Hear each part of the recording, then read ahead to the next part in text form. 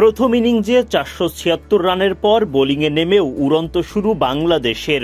মাত্র ৪১ রানে আইরিশদের প্রথম উইকেট তুলে নেন খালেদ আহমেদ।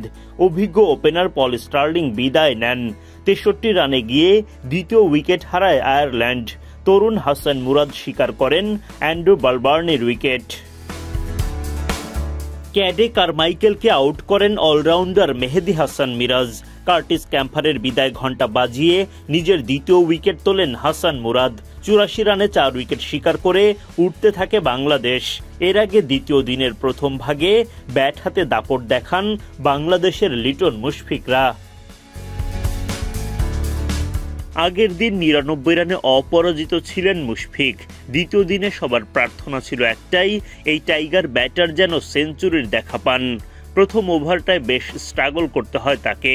দ্বিতীয় ওভারে গিয়ে অবশ্য পূরণ করেন ১৭ রানের মাইল ফলক। সেঞ্চুরি পূরণ করেই মুশফিকের স্বস্তি। বিসিবি সভাপতি আমিনুল ইসলাম বুলবুল সহ বোর্ড কর্তারা করতালিতে সিক্ত করেন ভক্তদের গর্জন গ্যালারি থেকে। সতীর্থ কোচরা জানান বাহবা। ব্যাট উঁচিয়ে সবার অভিবাদনের জবাব দেন মুশফিক। এই কিংবদন্তি ব্যাটার লুটিয়ে পড়েন সেজদায়, মহান আল্লাহর প্রতি শুকরিয়া আদায় করেন। দুর্দান্ত ব্যাটিংয়ে ১০০তম টেস্টে সেঞ্চুরি করে এলিট ক্লাবে প্রবেশ করলেন মুশফিকুর রহিম। মুশফিকুর রহিমের সেঞ্চুরির পরপরই 50 তুলে নেন তার পার্টনার লিটন দাস। মুশফিক লিটনের ১০৮ রানের জুটি ভাঙে মুশফিকের বিদায়ে। ১০০তম টেস্টে ১০৬ রানের মহাকাব্যিক ইনিংস খেলেন মুশফিক।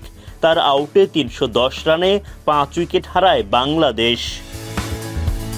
লড়াই চালিয়ে যাওয়া লিটন দাস দ্বিতীয় দিনের প্রথম সেশনেই সেঞ্চুরি আদায় করেন। টেস্ট ক্যারিয়ারের পঞ্চম শতক তার। লিটন মুশফিকের জোড়া সেঞ্চুরিতে রানের পাহাড় গড়ছে বাংলাদেশ।